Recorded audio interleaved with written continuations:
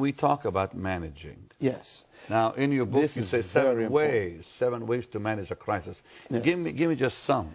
Pastor Benny, first of all, I believe that the reason God created man was for management. Really? I have never heard it put that way. When I read the Bible, people normally think I'm reading a different Bible.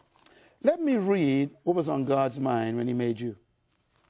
And I think this will help you going through this economic crisis right now. In the book of Genesis, I'm going to show you a verse you never saw before. Please. I've read and reread and reread. Me too, until I found it. It says in Genesis chapter 2, it says, when the Lord God made the earth and the heavens, no shrub of the field had yet appeared on the earth, and no plant of the field had yet sprung up. Why? Because the Lord God had not allowed it to rain on the earth. Why? Because there was no man to manage the earth. Now, that's a verse you and I never saw. Marvelous. This is powerful to me. First of all, God had a beautiful planet, but he didn't allow anything to grow, nothing to spring forth, nothing to emerge, nothing to prosper, because there was no manager. Okay, a few things I learned from this. Number one, God will never allow growth where there is no management. Wow, wow, wow. So instead of praying for things from God, pray for the management ability. Secondly, God will withhold things from you if you cannot manage them.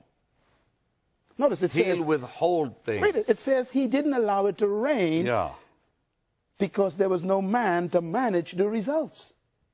So the next verse says, and therefore God formed the man from dust of the ground and breathed into his nostrils the breath of life. In other words, God had a beautiful planet. No life was on it. Why? Because he first needed a manager. Normally we ask people, why did God create man? Our answer, to worship God. That's not what he says. He needed a manager.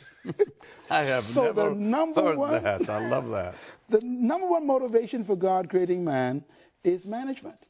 Whatever you mismanage, you will lose. That is powerful. That's why management is so important in this process. Whatever you do not manage, you lose. In other words, God will never give you what you pray for. He will only give you what you can manage.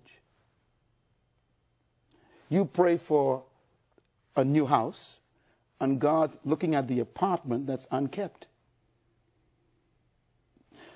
So he only gives you what you've proven you could manage. Some people get jealous of your ministry, but they don't understand the machinery behind this ministry to manage all that's necessary here. And the day you mismanage this ministry, you will lose it. Absolutely. If you mismanage your body, you lose it. If you mismanage your marriage, you lose it. If you mismanage your children, you lose them. If you mismanage your money, it goes away. When you mismanage anything, you lose it. And so in crisis is a result of mismanagement. And the way you correct a crisis is management.